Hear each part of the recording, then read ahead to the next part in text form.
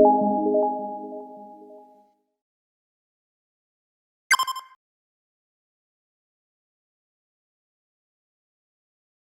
right, I'm Christy Ruskowski. I'm a member of Champaign County Master Gardeners Program Committee. We are the group who brings you a presentation every fourth Tuesday of the month. And our presentation this month, we are just delighted and honored to have as our guest, Dr. James Angel. Jim completed his bachelor and master's degree in atmospheric science at the University of Missouri. And then he wised up a bit, moved east to CU, that would be Champaign-Urbana, where he earned his doctorate from UIUC. He has worked his entire career at the Illinois Water Survey here in Champaign, during which he served for more than 20 years as the Illinois State Climatologist. So he is indeed an expert on climate. He lives in Champaign with his wife. They have 2 sons, 2 daughters-in-law, and 3 grandchildren. Most recently, Jim has served as leader and co-author of a comprehensive report titled An Assessment of the Impacts of Climate Change in Illinois. That was published earlier this year, and it goes by the shorter, much sexier title, The Illinois Climate Assessment. I think all of us are aware of climate change, and Jim's goal tonight is to help us and other gardeners understand how climate change will affect our gardening activities. So with pleasure, I'd like to introduce you to Dr. Jim Angel. Hello, everybody. Thank you, Christy. Hello, everybody. That was a great introduction there, and we're going to talk about climate change and how it impacts the world and how it impacts all of us. And so we'll talk about that, and we'll talk about the new report that came out, and we'll get her started here. Let's see. So we'll jump in here, and we'll talk a little bit about climate change in my backyard. We'll be a little egocentric here and talk about some of the things that I think about, and there's probably a lot of things that you think about in terms of climate change and its impact on gardening. And we'll talk here kind of in general. One of the first things I want to clarify is this idea of climate and weather. So weather is really kind of the short-term conditions of the atmosphere, and climate is the long-term picture of the climate or the weather in the atmosphere. So they're actually 2 sides of the same coin, in that today's high temperature of 89, well, that was a weather event, but you add that up over time, and those become statistics that describe our climate for Illinois and elsewhere. So there's all kinds of catchy little phrases like climate is what you expect and weather is what you get. The other one I heard is the climate is the clothes in your closet, and the weather is what clothes you're going to wear that day. So it kind of gives you an idea of what's the big long-term picture versus the short-term. But as I said, these are all interrelated, and we'll talk about some of these very specific weather events and how they tie back into overall climate conditions. So just kind of give you a brief summary of what's going on at the global level. We talk about the greenhouse effect.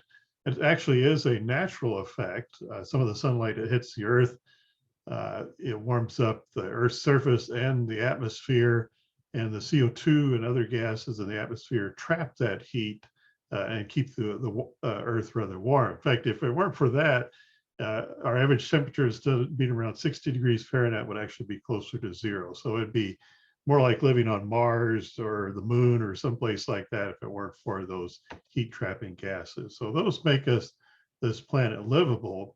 Problem is that we're adding more gases into the atmosphere. So that's the root of the problem that we're talking about tonight.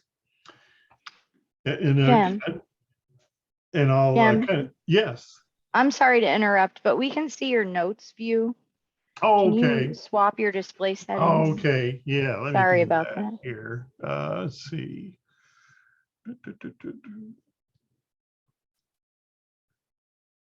Let's see. I get the. Yeah, I think there it is on display settings, right? And you can swap. Okay, there it is. Yeah. All right. Yeah. Sorry about that. So we talk about greenhouse gas levels, specifically CO2 levels. We actually can get data from ice cores. You can drill down and get ice core samples as that ice accumulated over the millennia. It traps the atmospheric gases in the bubbles in there. So you basically just thaw it out and look at the gases that are contained in those ice layers. And we can reconstruct that pretty far back to 1800,000 years pretty specifically. And the highest levels we have are actually today. In fact, I just looked before we started this, that the current level at Mauna Loa is about 413 parts per million. So a little higher than this graph.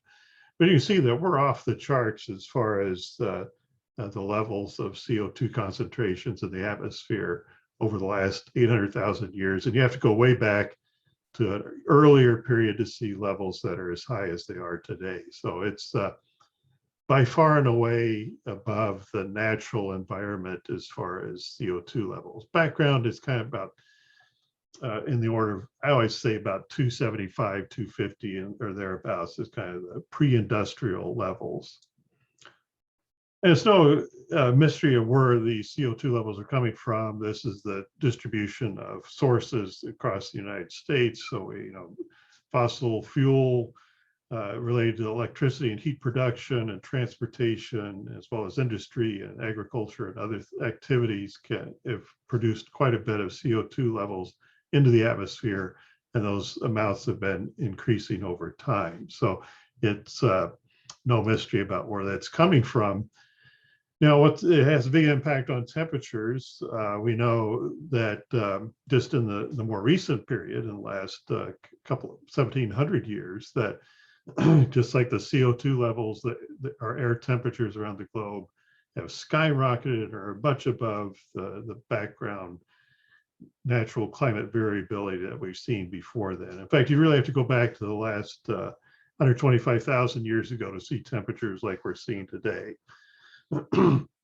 So this is all being driven by the introduction of the increase in our CO2 levels from our industrial revolution. I always like this graph because it's a nice way of tying in both the temperatures and CO2 levels for the last 140 years or so across the globe. So in this graph, the blue bars indicate below the long-term average, and the red bars above the long-term average. And then you got overlaid with the CO2 levels. And you can see there's a pretty much a one-to-one relationship between those. So as the CO2 levels go up, so do the temperatures. And what's really outstanding in this is since about the late 1970s is that we've seen this steady, persistent increase of the temperatures over time to the present.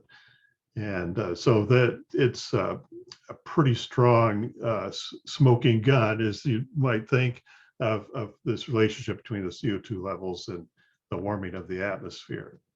And we also can confirm this with climate models. We look at other factors like volcanoes and solar activity and other things that are going on in the atmosphere. And these other natural features do not explain this warming. It's almost exclusively from the increase in CO2 levels. Jen, and this is just yes. I'm sorry, we've had a question come through. Okay. How is ag, forestry, and other land use contributing to greenhouse gas emission? Yeah, well, so part of it is they just from the activity. So, plowing and hauling grain and so forth. Also, the production of fertilizer releases greenhouse gases. Also, and probably this is probably one of the bigger things, not so much in the United States, but in other parts of the world, is the deforestation that's going on for cattle grazing. So in South America, for example. So those kind of things are increasing the greenhouse gases. And I will say on the other side that there are opportunities in agriculture to bring back some of that by sequestering that into the soils. based on agricultural practices such as cover crops and no-till farming and things like that. So there are some opportunities to gain some of that back. And this is just this map here is just a reminder that when we talk about global warming, it truly is global, and that this is around the world. So all the major continents are showing warming, and in major portions of the oceans as well. And probably the one thing that's kind of interesting about this map here is that in our part of the United States, kind of the central part of the United States here, is that we haven't seen quite as much warming as we've seen on the West Coast or in the northern latitude. So compared to other parts of the world like Europe and Africa and Australia and China, we've actually not been as bad off as some of those areas. So they've certainly have felt the warming much more so than we have here. We also have other changes going on in Illinois in particular. 200 years ago, 300 years ago, it was tall grass prairie and woodlands across the state. And then we've moved over to intensive agriculture in most of the state, with corn and soybeans being our primary ecosystem there. And then finally, we also have urban environment, which has its own unique climate, in the sense that we have urban heat island where you have higher temperatures, and especially in the urban, more downtown areas, from all the concrete and parking lots and paved roadways and so forth. So those tend to warm up more during the day, but also hold that heat in longer at night as well. So the differences between the countryside and urban areas can be pretty pronounced, on the order of several degrees. Also with the urban areas, when you pave over everything, anytime you have rain events, you get much greater runoff from that, and much more immediate runoff. So you make it problems of flash flooding or flooding in general much worse than they would be in rural areas. So there's those factors going on as well in Illinois and the rest of the Midwest.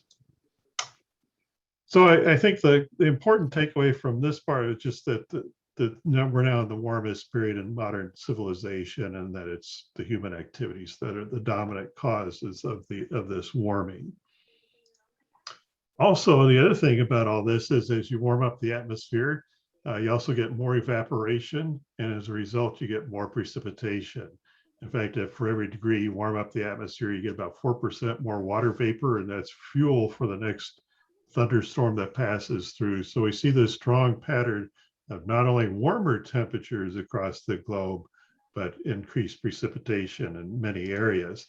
And this is especially true in the central US. So the central part of the United States, we're on the order of about 10 to 15 degree or 10 to 15% increase in precipitation. And that extends all the way out to the northeastern United States. Meanwhile, it's been getting drier in the western US. So Illinois has been getting wetter, but it's also been our neighboring states as well. So it's kind of a central US theme of these overall wetter conditions over the last 100 years. So this is looking at the first part of the 20th century and the first part of the 21st century here. It's also, we've seen an increase in the heavy precipitation events, so that you're getting more frequent 2, 4, 6, and 8-inch rain events. And this map shows that in the Midwest here, we're getting about a 42% increase in the amount of precipitation in those top 1% events. So big increases in the Midwest and in the Northeast and then the High Plains states, maybe not so much in some of the other parts of the country. So more rainfall and more heavy rainfall. And then it creates problems for Illinois in that we see more flooding, more soil erosion, more water quality issues as a result of that. So this is the assessment that we were talking about. Got some links here. We can also share some of those at the end. I also have another link at the very end of the talk. So it's kind of these URLs kind of gruesome here. So, but if you go to Nature Conservancy for the Illinois chapter, you can dig around in I think in the press release and find that. And this is a project that was done between the University of Illinois, Northwestern University, and the Nature Conservancy to do this assessment. I'll kind of jump in on some of the findings from that. So here's the observed temperature changes for Illinois, and we kind of added some of the surrounding areas as well, but to give you an overall picture. But overnight temperatures have warmed quite a bit. They're on the order of 1.5 degrees to 2.5 degrees or more in parts of Illinois. Average daytime temperatures not warming quite as rapidly. So it's a little, so it's really most pronounced in the nighttime temperatures. And you can see that on the table on the left here, where you've got winter, spring, summer, and fall. Actually, the biggest changes in Illinois right now are in wintertime, nighttime temperatures. The smallest changes are in daytime high temperatures in the summertime. In fact, they're actually a slight cooling trend. And there's this relationship between precipitation and temperature. So we've had these wet winters and springs. And so when we get into summer, many times we're getting rain or we have very moist soils. And so it's actually holding down the daytime temperatures a little bit.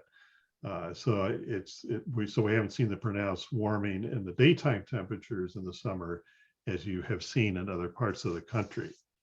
And just by way of reference, the 1930s were some of the hottest daytime temperatures for Illinois in the summertime. So this is the difference between the early 20th century and early 21st century.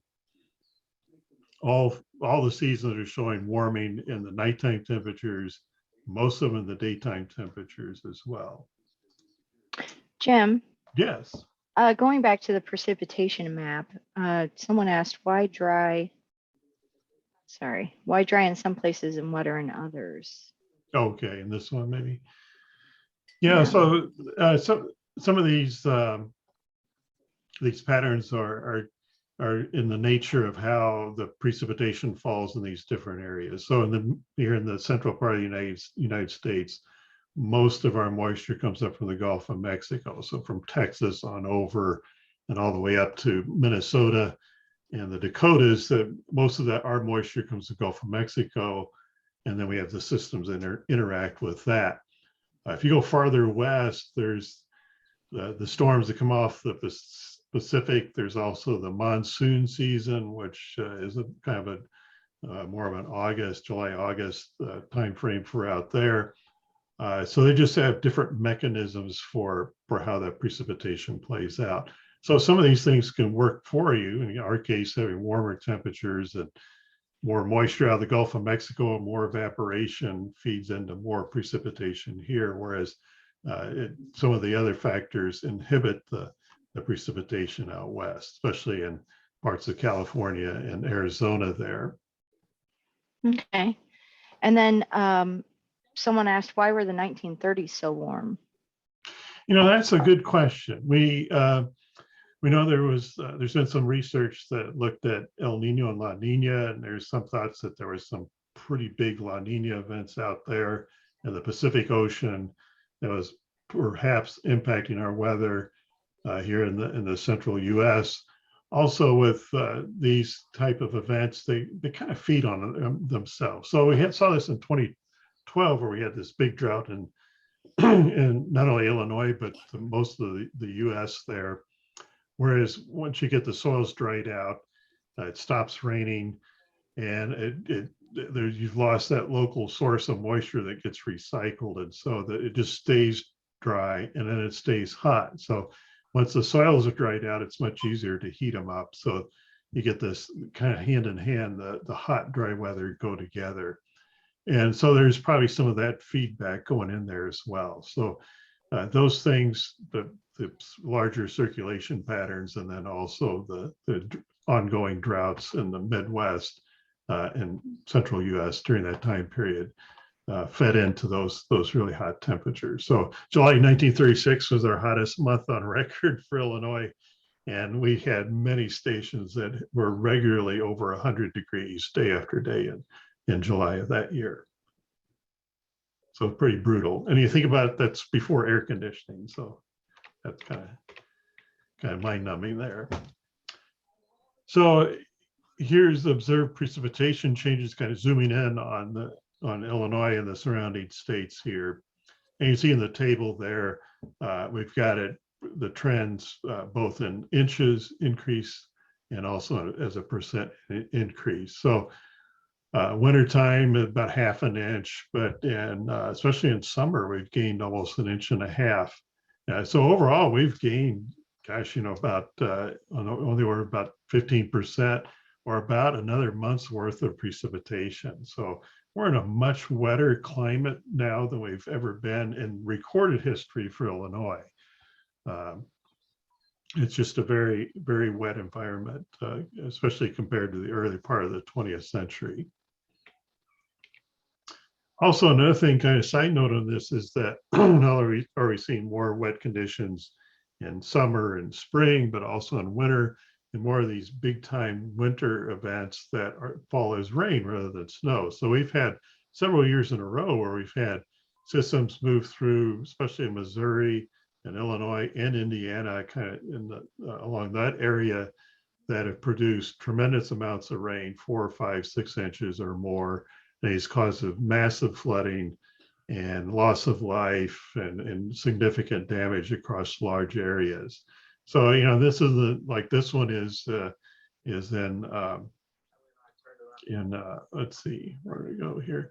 So this one is in January of this last year.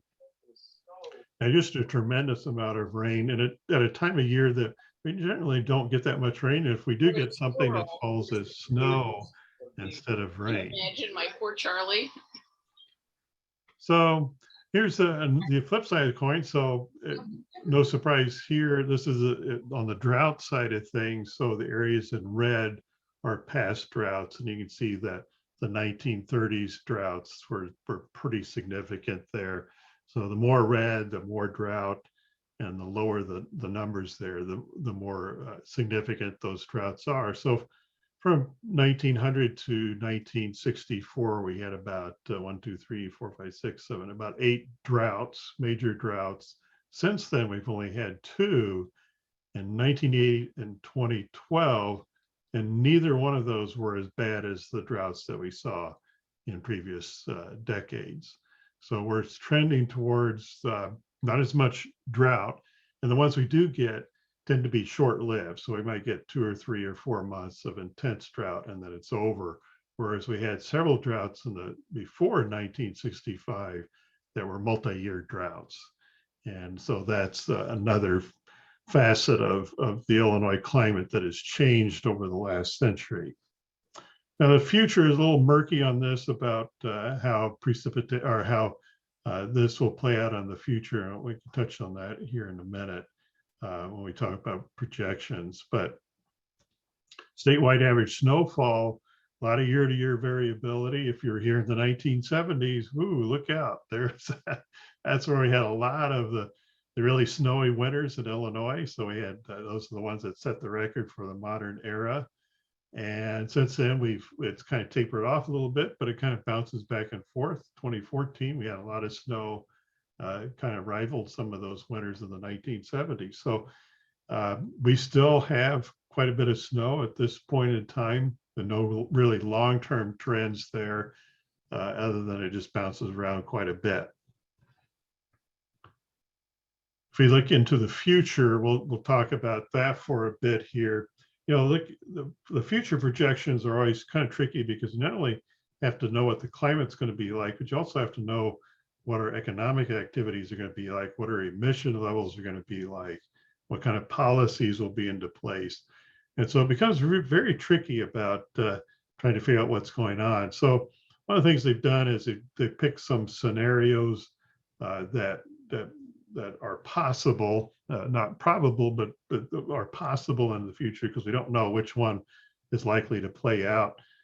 So the two that we used in this report were the higher scenario, which is really kind of doom and gloom. We continue to pump CO2 carbon or CO2 levels into the atmosphere that they keep going up through the end of the century, burn more fossil fuels, more coal, and really don't have any policies in place to regulate that. So it's kind of you're not supposed to say this, but it's kind of the worst case scenario. So it's a very gloomy scenario. But then we also have a second one that we looked at, which is what we call the lower scenario. And that's one where we kind of start tapering off in our CO2 levels. And we actually start to drop the emission levels down, not quite to zero, but much lower than they are today. So that's a much more optimistic one. If you look at some of the policies and that are coming into place, that's probably more likely to happen than the other one. So remain optimistic. And these are two significantly different scenarios with big impacts on how things play out, both globally and here in Illinois. In fact, if you look at on the right-hand graph there, you see what the high scenario, we could see warming globally about, it could be on the order of 6 to 8 degrees or more. Whereas with the lower scenario, it's closer to about 3 or 4 degrees. So it's a much more moderate outcome. Still warming, but not as bad. So Yeah. we did, yes. And we did have another question come through, going back to the drought slide. Oh, okay. How does the drought in northern Illinois compare to past droughts?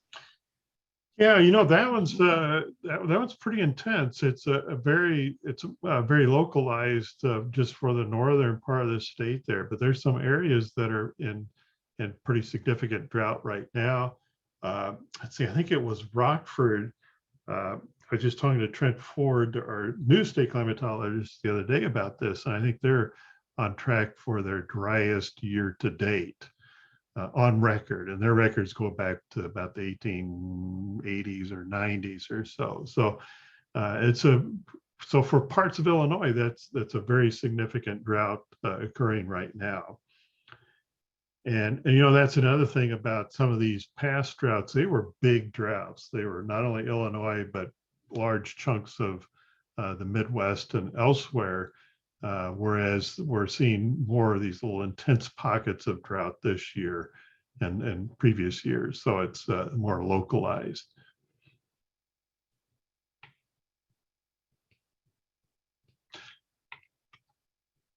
So we'll talk about projected temperature changes.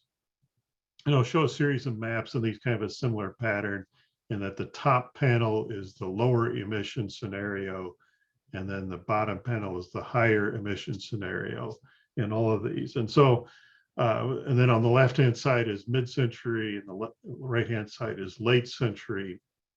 And so the takeaway points in all of these is that what you'll see is the strongest reaction to in terms of temperature and precipitation and all those variables is to the high scenario at the end of the century. So that's where you get the strongest reaction. It's mildest with the lower scenario at mid-century. So that's pretty standard across these. So for Illinois, it's about 3 to 4 degrees warming by mid-century and 4 to 5 degrees warming by late century under the lower scenario. And then under the higher scenario, it's 4 to 5 degrees warming by mid-century and 8 to 9 degrees warming by the end of the century. So that's a huge difference, both in terms of mid-century to late century, but also low scenario to high scenario. And to kind of give you an idea, 3 to 4 degrees, that doesn't sound like that big of a deal, but that's that when I was talking about that July of 1936 being so hot, that was running about 4 to 5 degrees warm above the long-term average. So that's how it plays out, in that you get 4 to 5 degrees warming shows up as much more pronounced than what it sounds like when you just say the averages.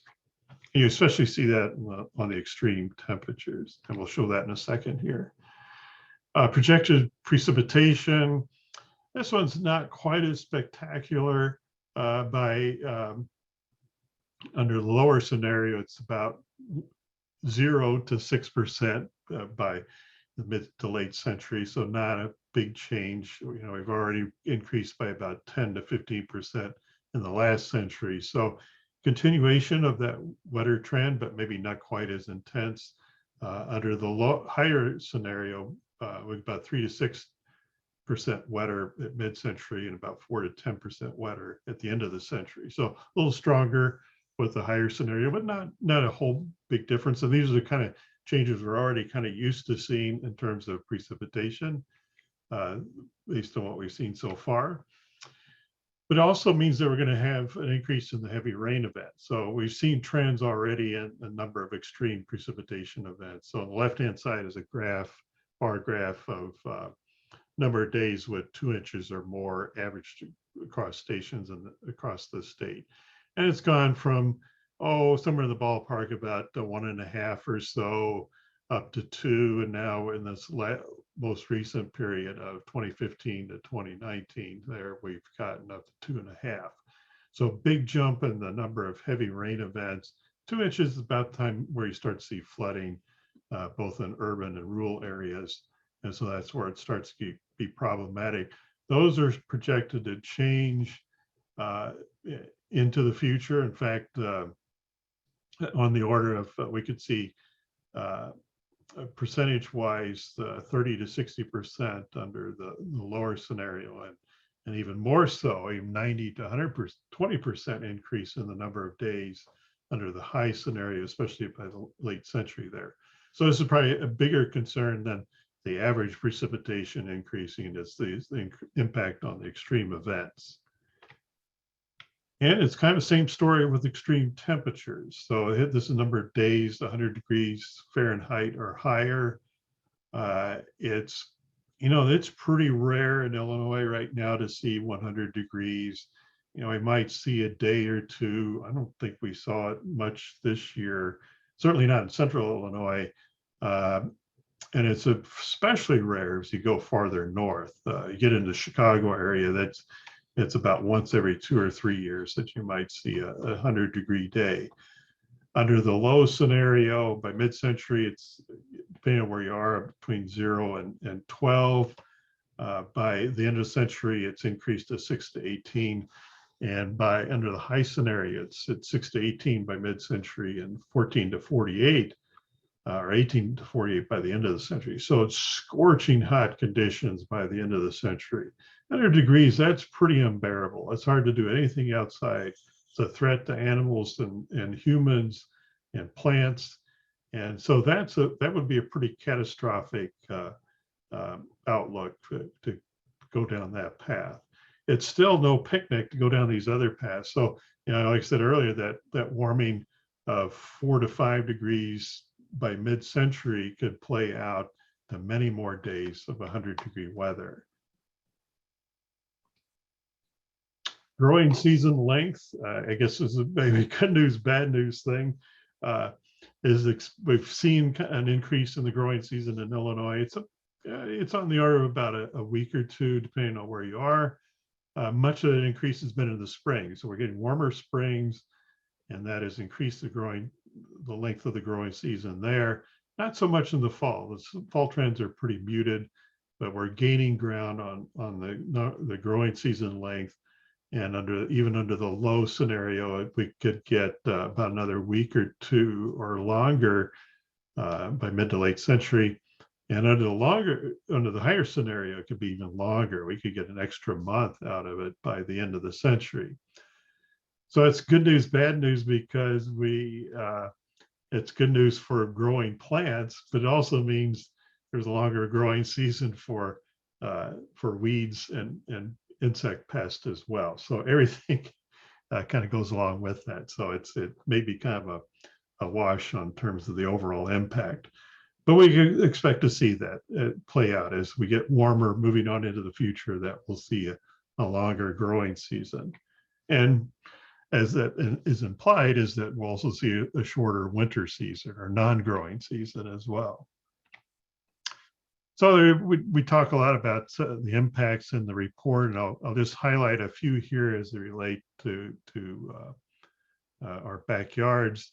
One is that there's several water issues in Illinois that are affected by climate change, and these include the flooding that I mentioned earlier, which affect water quality in urban areas.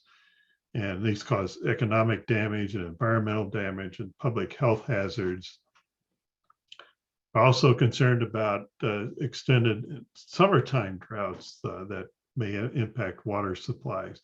So overall, we've seen fewer droughts, but what we do see are these more intense droughts, kind of like what we saw in northern Illinois this year. Also, with the increased precipitation intensity, we've had a lot of trouble with increase in the nutrient loads in our rivers and streams in Illinois. And that's another major headache and we're trying to do nutrient loss reduction efforts in Illinois. And it really, that's what we're up against, is this increased precipitation intensity. Cham, Yes. someone typed in the box, do you think bird migration patterns will change? Yes, that's very possible. You know, a lot of our migration, bird migration, not only is what happens in Illinois, but also across the Midwest and on into Canada. Several years ago, I worked with DNR to look at the duck and geese hunting season in Illinois and try to measure what the impacts were of that. And what they were finding is that bird, or specifically duck and geese migration, was happening later and also is more sporadic than it used to be. So it used to be we'd have the onset of winter in November and December, and it pushed all the ducks and geese south, and they would many times continue going all the way south down into Louisiana. And now with their milder winters, they're not moving as far or as fast as they used to. So at least in that kind of migration in those two groups of birds, it's had a significant impact on the hunting season in Illinois. So there's kind of an example of how hunters are being impacted by climate change. And there's the kind of same story with fishing too, with water temperatures. And let's see. So there, in fact, well, I think I got some slides here. I'll talk a little more about that. So as I hinted at earlier, the weeds, pest, and disease impacts. Now, this is for agriculture, so we're talking about crops here, but the same thing for the garden. They're expected to increase due to the warmer winters, the increased spring rainfall, and the higher temperatures. Problem is that we're also seeing increased pest and disease resistance, which may make these problems even worse. So, especially in the agricultural industry, a lot of the pesticides that they use and other techniques of crop rotation and so forth have been lessened because of some of these resistance factors that are coming into play. So we're probably going to see the same story in our gardens as well. More pest and more weed pressure on our gardens as well.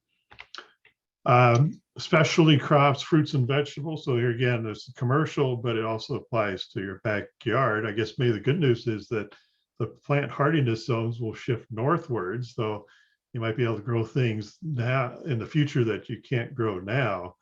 You know, peaches are pretty dicey for central Illinois, and especially in the northern part of the state, but that may not be true in the future. So we could see some of that. But then on the flip side is that when you get these warmer temperatures, it could hurt other crops moving forward as well, like apples that may require the chilling hours to actually be productive. So you have to have cool weather for them to do their thing in the winter time. So they've got to, and you can tell I'm not a biologist by that description there, but they need chilling hours to kick off the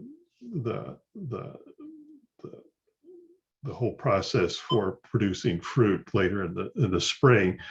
And also the extreme heat in the summertime, especially if we get more of those really hot days, will impact farm labor and agritourism as well. And it'd be the same story in your backyard. Higher temperatures, more stressful, more harmful to work in your backyard during the summertime. So also we have big impacts on public health that also are relevant to our backyard, in that, you know, many things we're talking about: the heat waves, the floods, the drought, and worsening air quality with higher temperatures. We're going to see uptick in the number of ticks and mosquitoes. We could see more heat stroke and heat exhaustion injuries and infections from the more extreme conditions, contaminated ground, drinking water, respiratory problems from mold and mildew, and worsening allergies and asthma. And so those are concerned. So like I said earlier, with the growing season, yeah, we'll get a longer growing season. We'll also get a longer pollen season as well, as you can see in that right-hand map. And in the middle map is the number of heat-related hospitalization rates in Illinois. And so I kind of think of heat problems as being kind of a Chicago thing, but downstate we have heat trouble as well, especially in urban areas where they don't have access to healthcare quite as readily.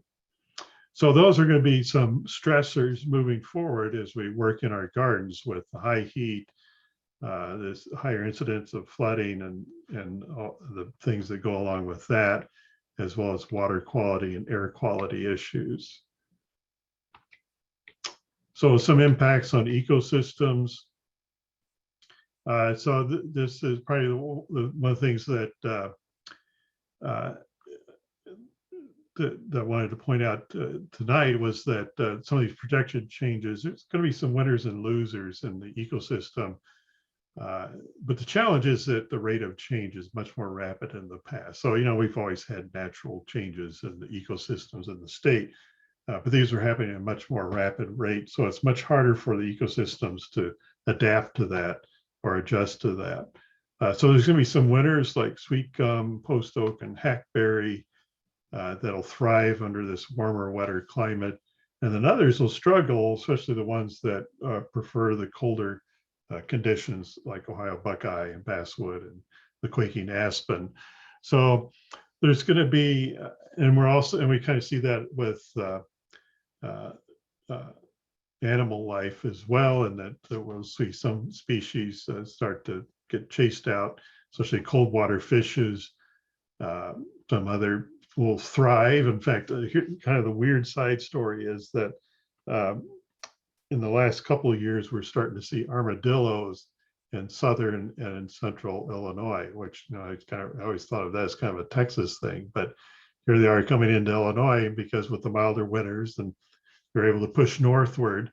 And so that, you know, 100 years from now, when we talk about, quote, native species, we might be talking about more about armadillos and less about some other birds and other critters. So I think things will look a little different there.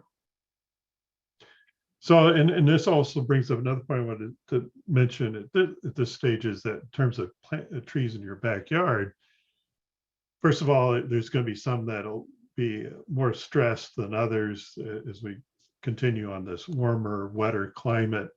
But also in terms of planning for the future, the complication is that we still have the cold winters. And in fact, if you look at this is a plot of the average temperature in Illinois for the winter times for the last century, and you can see there's a lot of year-to-year variability. So even though we're warming over time, we can still have some very cold winters. So you really can't introduce warm species into Illinois too quickly because they could still get clobbered by these really cold temperatures. In fact, what was it, 2 years ago, we got down to -35 at Mount Carroll. So we can still get pretty darn cold. So that's probably going to be a bigger challenge for trees than it is for perennial species or perennial plants moving forward, because it's just harder for them to adjust and recover from these kind of conditions. So in the backyard, I would say, and these are the things I'm kind of working on myself. So in my backyard, as the title says, trying to go native with more native species, just because I feel that in Illinois, the native species are pretty robust to climate change. They're used to the climate of Illinois, so they're better adapted to our winters and summers, the hot summers, cold winters, and dry conditions and wet conditions. And so you can fine tune those for your yard. But also the other things is that reduce reliance typically on water, fertilizer, and pesticide compared to bluegrass, which I'm trying to get rid of. So So that also impacts both in terms of sequestering carbon. I think it does a better job, deeper root systems than bluegrass. Here I'm picking on bluegrass, but also things like fertilizer needs those, you burn fossil fuels to produce the fertilizer and also to bring that to transport that. So by taking those out of the equation, you're at least making a tiny effort to reducing your carbon footprint. And then the other upside is that it supports wildlife that is under increased pressure from climate change. So all those come into play. Also, on a very specific case, and as we move towards a wetter climate, rain gardens and bioswells can slow runoff and moderate flooding and improve water qualities. And so these are big deals, especially in urban areas, which, as I mentioned earlier, tend to have a high percentage of paved surfaces.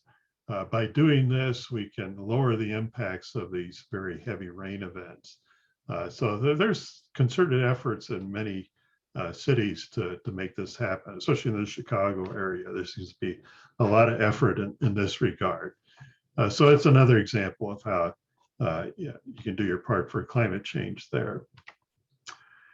And I would just say, to kind of wrap things up here, is that human-induced climate change is happening in Illinois. We've got plenty of observations that have shown that over the last century, and that these observed changes include the warmer weather throughout the 4 seasons and more precipitation, and especially more heavy rain events. And those are expected to continue on into the future based on the projections that we've seen so far. And those have significant impacts on both the natural environment as well as our gardens and on us personally in terms of our personal health and well-being. And so actions taken to reduce the greenhouse gas emissions can help us avoid the worst of the impacts. So that I talked about the higher scenario versus the lower scenarios. You can see there was pretty significant difference in those. So I think with the policies and there was the new bill that was signed in Illinois, forget the exact title now, but it's the towards more renewable energy and phasing out the coal and natural gas power plants. Those are the kind of steps that we want to take to lessen the impacts. So with that, I'll stop here. And here's another link to the report. This is a more permanent link that's actually, it will be at the University of Illinois, but there's a couple other ways you can get to it as well. So I thank you for your attention, and I'll be happy to answer any questions you might have. Yeah, Jim, there were a few in the chat box. First of all, back to birds, will we also see a different biodiversity of birds living here all year, do you think? Yeah, that's very possible. One example of that they're reminded almost daily is the Canada geese, which in theory should be migrating southward every winter. Instead, they just stay here. So that's an example of the mild winters changing the migration habits of a species. That's not my area of expertise, so I'm kind of limited on what I can say about the biodiversity of the birds living here. But it'll be a challenge because the bird species and the plant species and everything else are all kind of intertwined there, and there's some timing events there that you don't want to get wrong. So you don't want birds migrating into the region before there's food available, or vice versa. So that can be a problem. So I know that's a concern from the bird people. Yes, it is. Yeah, and another question that was typed in the box. Do you think that locally we're adequately addressing infrastructure issues to accommodate the climate changes? I would say we are behind on that. And I've done a lot of work on heavy precipitation events and how they impact infrastructure. So just that one segment alone there, yeah, we've been we're always behind, I think, on that in terms of building structures. And I think also the other thing that's starting to come into play is that the idea that, well, maybe the solution isn't just to keep building bigger bridges and dams and sewer systems, that we need to do this investment in green infrastructure. So the rain gardens and the bioswells, as well as things like permeable pavers so that water can soak through instead of run off from parking lots and things like that. So I think there's we've kind of broadened our horizon on what we think about in terms of infrastructure. But yeah, we're behind on that, and that's just on the heavy rainfall side. Temperature side, it's even scarier because we get that's one scenario of over 40 days of 100-degree temperatures. That would take down any power grid that we've got running right now.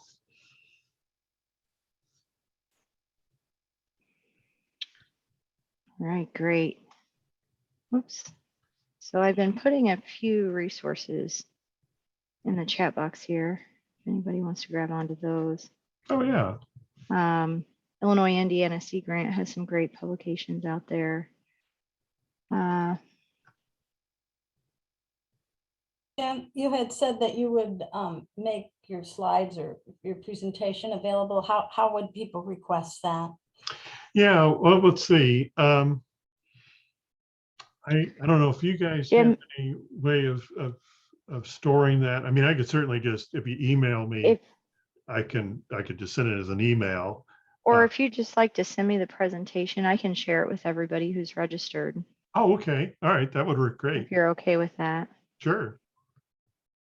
But yeah, another comment in the box says to reminder that the East Central Illinois Master Naturalist Tree and Shrub Sales open until October 3rd while supplies last, so opportunity to buy locally.